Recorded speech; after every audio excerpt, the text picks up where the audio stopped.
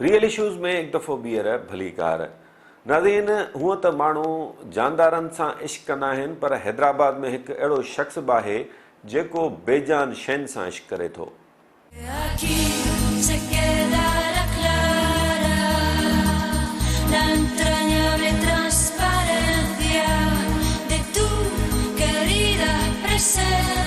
असां तोसां इश्क तारीख़ जी ऊचाइनि खां सिखियो। तुंहिंजी बहादुरीअ जे सिज मौत खे घेरे वरितो आहे। स्पेनिश ॿोलीअ जे इन गीत जो थल इहो आहे ऐं नथाली कोडन जे ॻायल हिन गीत जो सिंधी तत हीउ आहे त धरतीअ जा अरड़ा पुट तुंहिंजी सोभ जो सफ़र असां जारी रखंदासीं।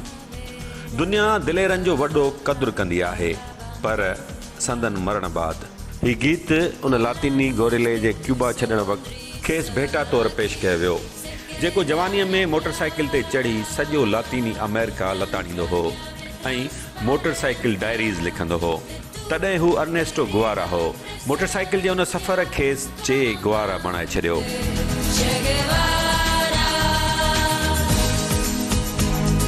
चे गुआरा जे किरदार खां त हू अॻु ई मुतासिर हो, पर जॾहिं संदसि शौक़ बाबति पढ़ियाई दिलि वॾी थी वियसि। चयाई, चे बि असां जहिड़ो निकितो। रेवोल्यूशनरी हो गया कांग्रेस से गुरिल्ला वॉरफेयर के बाद। फिर उसके बाद इसने जो पॉपुलैरिटी हासिल की है, तो उसकी सारी पॉपुलैरिटी में जब नज़र आया कि इसके तो मोटर बाइक चलाने वाला था, तो मैंने कहा ये तो हमारे अपने ही भाई है ये, तो जब ही इसमें इतने गट से जाए। चे गुआरा ऐं सैयद हारून रशीद ॿिनि अलॻि अलॻि शख़्सियतुनि ऐं नज़रियनि जा आहिनि। बसि हिननि ॿिन्ही में थोरियूं हिकु जहिड़ायूं आहिनि, मोटरसाइकिल्स जो शौक़ु ऐं मौत खां बेडपी दिलि। हू हेसि ताईं मौत खे मुर्की मात ॾींदो अचे। कीअं? चयाई, आख़िर में ॿुधाईंदुसि। हू हेवी एंटीक मोटरसाइकिल सां प्यार न इश्क करे थो। संदसि घर में ट्रायम्फ मोटरसाइकिल जो हिकु अहिड़ो मॉडल बीठल आहे जेको ख़ासि तौरु ॿी महाभारी जंग लाइ ठाहियो वियो हो। वर्ल्ड वॉर 2 इसने नहीं देखी, प्रोडक्शन इसकी होती रही, वॉर एंड हो गई, प्रोडक्शन चलती रही इन 1954 तक। ये जर्मन्स ने भी यूज़ किया इसको, ये अलाइड फोर्सेस ने यूज़ किए। ये ट्रायम्फ मॉडल वॉर मॉडल है। 60 वारे ॾहाके में हू हिन मोटरसाइकिल ते निकिरी पवंदो हो ऐं ठटे जूं थधियूं हवाऊं खाईंदो कराचीअ खां सिधो हैदराबाद पहुची वेंदो हो। हैदराबाद तो अक्सर आना होता था यहाँ पर। मतलब ये सुपर हाईवे बना हुआ नहीं था, ठट्टा से आते थे? नहीं, ठट्टा वाली साइड थी। कितना मजा आता था उस पे? बहुत मजा आता था। ये गाड़ी कुछ और है, ये थंडरबर्ड ब्रिटिश ट्रायम्फ गाड़ी बहुत ही लुत्फ, अभी भी चलाता हूँ। भुट्टे साहब खे चेड़ाए विधाई, छा थियो हो? ये मैं आपसे हल्फन कह रहा हूँ, उनसे कहा था कि मैं आपके पावर में आने के बाद 7 साल के बाद आपको नहीं देखता। ये जब आप लेके चल रहे हैं ना, जब आप पावर में आएंगे, पावर एशलॉन में बैठेंगे जाके, तो वहाँ तो फिर वही वडेरा शाही शुरू हो जाएगी सब। फिर वहाँ फिर आपको वो बताएंगे किधर जाना है किधर नहीं जाना है। तो ये आप इनसे डीलिंक होते चले जाएंगे। जब डीलिंक होंगे तो फिर आप करना वही है जो बाहर के अमेरिकन बोलेंगे आपको करने के लिए। फिर उन्होंने इत्तेफाक किया आपसे इस बात? नहीं, नाराज़ हो गए थे। मैंने इतनी डिटेल तो नहीं दी उनको, तो नाराज़ हुए। मैंने दिखाया ये क्या एकदम बोल रहा है, मगर हुआ यही 7 ही साल लगे उनको। पोइ शहीद ज़ुल्फ़कार अली भुट्टो बि खेसि ख़त लिखणु लॻो, जेके हिन सांढे रखिया आहिनि। 50 ऐं 60 वारे ॾहाके जूं नायाब मोटरसाइकिलूं ठही ठुकी हिन हाल में त पहुची वियूं, पर ही असुल हाल में आयूं कीअं? अल्लाह को पता। मेरे पास ये कचेरे में टुकड़े आए थे, कहीं से कबाड़ियों के पास से टुकड़े आए थे। अरे मैंने कहा यार ये तो इंडिया की बनी हुई है, इसको मैं कैसे ठीक करूं? मैंने जितनी मेहनत इस पे करके इसके हर पार्ट को, ओरिजिनल पार्ट को निकाल के तैयार किया। ये Indian royal Enfield 350cc Thunderbird है। अमेरिका जे 37 सदर रिचर्ड निक्सन खेसि न्यूयॉर्क मां ख़त माणियो। छा लिखियो आई? हारून रशीद खेसि छा चयो हो? निक्सन साहब इलेक्शन लड़ रहे थे, तो उन्होंने एक आर्टिकल लिखा, what has happened to America. वो आर्टिकल रीडर डाइजेस्ट में पब्लिश हुआ, तो मैंने पढ़ा। मुझे बहुत शौक़ था सबसे, अभी तक बड़े ख़त लोगों से लिखता था सब।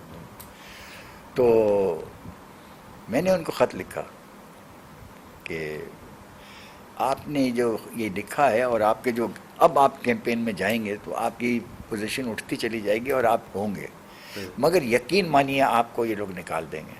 अच्छा, अब ये क्या चीज़ें हैं? मेरी एनालिसिस है, मैं पॉलिटिकल स्टाइल का स्टूडेंट रहा हूँ, मेरी माइंड क्लियर है। हिकु अजीब ॻाल्हि संदसि वातां ॿुधीसीं। चवे थो संदसि प्यारियुनि नेण ठार मोटरसाइकिल्स जो संदसि मरण बाद पोइर क़दुरु कनि त खेसि क़बर में वॾो सुकून मिलंदो। मैंने उनको वसीयत की है कि ये मेरी मोटरसाइकिल को मैं बहुत चाहता था, बहुत मोहब्बत किया था इसको, और मुझे कहता हूँ ये मेरा फर्स्ट लव है, वो लगी हुई है वहाँ। तो ये चीज़ अगर मेरा बच्चे को मैं कह रहा हूँ कि तुम इसको संभाल के रखना, इसके बाद इसको किसी को देना नहीं है, इसको बढ़ाना, इसको खूबसूरत, ये जितनी पुरानी होती जाएगी तो मुझे तो सुकून आएगा ना कि मेरी चीज़, मेरी वसीयत तो पूरी कर रहा है ना वो। ये मैं अपने बच्चों को दे के जा रहा हूँ कि तुमने इसको संभाल के रखना है, मेरी क़बर में मैं आराम से सोऊंगा। एक सीनियर वकील की हैसियत में मौजूदा इंसाफ़ के निज़ाम बाबत संदसि छा राय आहे, पाण ॿुधो। एक कहता है ऊपर के जो सॉवरेनिटी लाइज विद अल्लाह, और जो भी कुछ होगा वो गराज़ और मकासद जो हैं वो ऑब्जेक्टिव रेजोल्यूशन में हैं और उससे हट के नहीं हैं हम। अगर इसके ऊपर पूरा कॉन्स्टिट्यूशन बना हुआ हो तो आज इस्लामिक माहौल होता है यहाँ, और भाईचारगी होती है और सब कुछ होता है। मगर नीचे उन्होंने जो चीज़ दी है आपको आर्टिकल्स की शक्ल में, वो तो एंग्लो सैक्सन लॉ, अंग्रेज़ों का लॉ था, उसके तहत जब उन्होंने हुकूमत यहाँ की और जो उन्होंने एडमिनिस्ट्रेटिव स्ट्रक्चर बनाया, डिप्टी कमिश्नर, कमिश्नर में इख्तियारकार, ADC, ऐसे, और सेक्शन 144 और जो कॉग्निजेबल ऑफेंस और नॉन कॉग्निजेबल ऑफेंस, और ये सब जो दे दिया ना एक हमें, ये गुलाम कौम को कंट्रोल करने के लिए दिया हुआ था। सवाल, शौकीन माण्हू कहिड़े क़िस्म जा हूंदा आहिनि?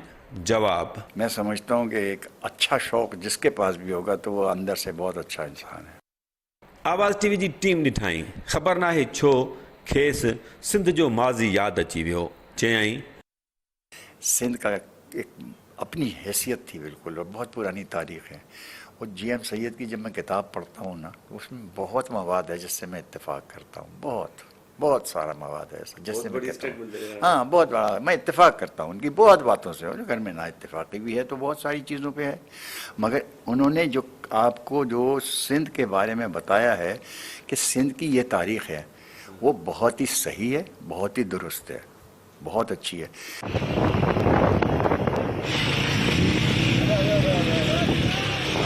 हूअं त हू मोटरसाइकिल ते मुल्क जा केतिरा ई इलाइक़ा घुमी आयो आहे, पर खेसि मुलाक़ातियार रोड तमामु घणो वणे थो। सबबु, टंडो मोहम्मद खान से आगे से जो निकलती है ना, जो मुलाकातियार जाती है, ये बेहतरीन सड़क बनी हुई है, इस पे ट्रैफिक बिल्कुल नहीं है। इस पे अगर किसी को गाड़ी चलानी है, मोटरसाइकिल चलानी है, स्पीड करना है, जो कुछ करना है वो इस पे जाके करे। हू पंहिंजे शहर हैदराबाद सां बे इंतहा मुहबत करे थो, उन खां बि वधीक संदसि शानदार माज़ीअ सां। और मेरा आना जाना तो हैदराबाद में मेरा ख्याल है 50s से है। तो मैंने पुराना जो हीराबाद, हाँ मैं तो कहता हूँ बहुत खूबसूरत, बहुत खूबसूरत। ये तो पेरिस ऑफ सिंध कहलाता था, वो तो सफाइयाँ इतनी होती थी उसकी, मैंने तो वो घर देखे जबकि, और अब देखा सत्यानाश हो गया उसके। सैयद हारून रशीद सॼे मुल्क में गोरख हिल स्टेशन खे सभ खां वधीक पसंदि करे थो ऐं उन जी तबाहलीअ खे नापसंद। 21 अरब रुपया 8 साल में अप्रूव हुआ गोरख हिल को हिल रिजॉर्ट बनाने के लिए, और वो कुछ भी नहीं है वहाँ, सड़क तक नहीं है, वहाँ जा नहीं सकता। अगरचे ये हो जाता तो यहाँ हमें तो भाई जाने की ज़रूरत नहीं थी किसी को, सब यहाँ हमारी हिल रिजॉर्ट हमारे पास होती, कितना हमारी अर्निंग होती। क्या नामियारो वकील आहे, क्लाइंट्स मुलाक़ात लाइ वक़्तु घुरंदा अथसि, चवंदो आहे सुबुह जो 7 वॻे ऑफिस पहुची वञिजो। 3 बजे को उठने के बाद, नमाज के बाद अगर मुझे पास फारिग हूँ, कोई अपॉइंटमेंट नहीं है किसी का, तो मैं घंटा भर सो जाता हूँ। तो रात को फिर सोते कितने बजे? 3 बजे उठते? बस इशा की नमाज के बाद ज़्यादा वक्त नहीं लगाता, यही अल्लाह का हुक्म है। बस जो करता है अल्लाह करता है, जो अगर हम पे जैसा भी हो रहा होगा वो अल्लाह की तरफ से बेहतर हो रहा होगा। पाबंदी करते इसके मुझे तकलीफ होती है अगर कोई वक्त दे और ना आए, क्योंकि वो तो रसूलुल्लाह ने फरमाया है कि अगर वक्त की पाबंदी नहीं करो तो हम में से नहीं हो। हारून रशीद जे ख़ानदान खे हिजरत बाद क्लेम में ज़मीन मिली।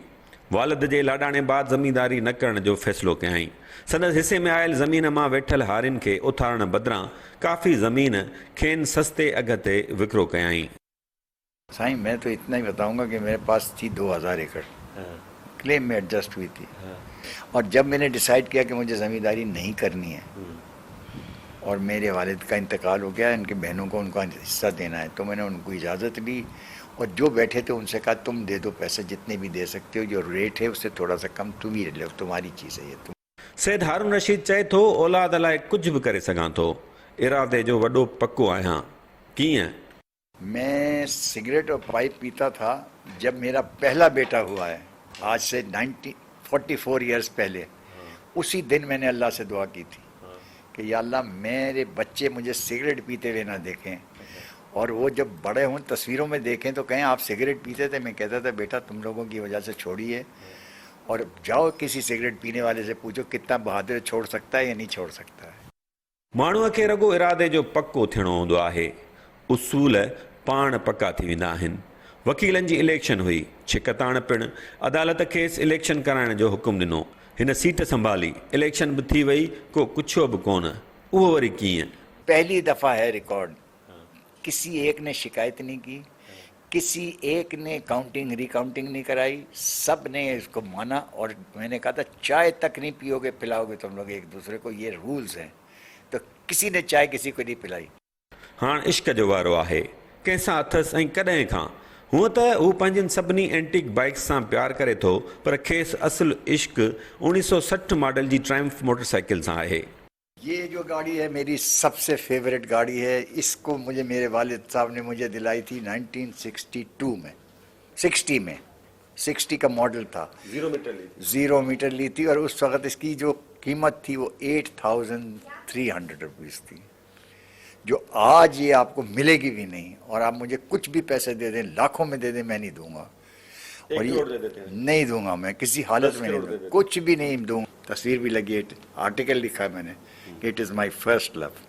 आज भी सबसे ज़्यादा मुझे प्यार है तो अपनी मोटरसाइकिलों से है। संदसि घरवारी सम्झंदी हुई त हिन खे रॻो साणसी प्यार आहे। हिकु ॾींहुं संदसि ग़लतफ़हमी ख़तमु कंदे ॿुधायांईसि, पोइ हुन बि दिलि पकी करे छॾी। उससे ज़्यादा प्यार था, मर गई मेरी, मगर उनको हमेशा ये कहते थे इससे ज़्यादा है, ताकि वो अपनी जगह पे बैठे रहे। आपसे वो नाराज नहीं होते? नहीं, कभी नहीं।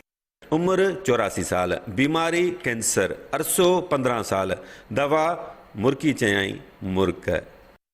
खुश रहता हूँ, मैं अपने कामों को सही कर रहा हूँ, मुझे फिक्र नहीं है। जब रिपोर्ट देखता हूँ तो कैंसर कम हो रहा है। नहीं, अद्वियात तो मैं लेता ही नहीं हूँ। नहीं, कर दिया जो ट्रीटमेंट पहले करना तो 10 साल पहले। जब आप इनके ओल्ड कलेक्शंस फैमिली की देखेंगे तो ऐसी नायाब खतूत, नायाब डब्बे जो म्यूज़ियम में नहीं रखे वो इनके पास रखे, तो वो एक अलग इनकी शख्सियत है। फिर वकालत में जब आप बात करेंगे तो ये बहुत कम वकाला होते हैं जो एक शहर से दूसरे शहर जाते हैं। ये 56 ममालिक के अंदर पाकिस्तान के अपने पाकिस्तानी क्लाइंट्स के केस लेके गए हैं। सैयद हारून रशीद मिसाली ऐं भरपूर ज़िंदगी गुज़ारी आहे। हिन सॼी उमिरि रॻो ॾुखिया कम कया, पर खेसि सभु कम सवला लॻा। शौक़ु रखंदड़ माण्हू सभिनी खां अॻिते हूंदा आहिनि। हिन खणी महांगो शौक़ु कयो, पर शौक़ु सस्तो बि हूंदो आहे। शौक़ जो को मुल्ह ई न आहे ऐं ज़िंदगी बि अणमुल्ही आहे। हूअ पंहिंजे क़दुरदाननि सां प्यार कंदी आहे। चे गुवारा जी ज़िंदगीअ जो क़दुरु संदसि मरण बाद सॼी दुनिया खे थियो। 54 साल गुज़रण बावजूदि अॼु बि 2 शयूं ॾाढियूं मक़बूल आहिनि। हीअ तस्वीर ऐं तस्वीर वारे लाइ हीअ सोच, विछड़ियो आहीं विसरियो नाहीं। इरादे जा पक्का, वक़्त जा पाबंद, बाउसूल, हर परेशानीअ में ख़ुशि रहंदड़, शयुनि जो क़दुरु कंदड़ ऐं दिलेर पंहिंजो मटु पाण हूंदा आहिनि। अर्नेस्टो गुवारा लातीनी अमेरिका जे रोडनि ते मोटरसाइकिल डायरीज़ लिखियूं। असां वारा हमरा रोडनि ऐं ट्रेन जी पटड़ियुनि ते बि मोटरसाइकिल डायरी लिखंदा आहिनि। पोयनि ॿिन्ही हमराहनि वांगुरु ही बि वॾा के दिलेर आहिनि। जहाँ रह रहा हूँ, अगर मैं नमक हरामी करूँगा तो मेरे साथ मैं कैसे सुकून से रह सकता हूँ।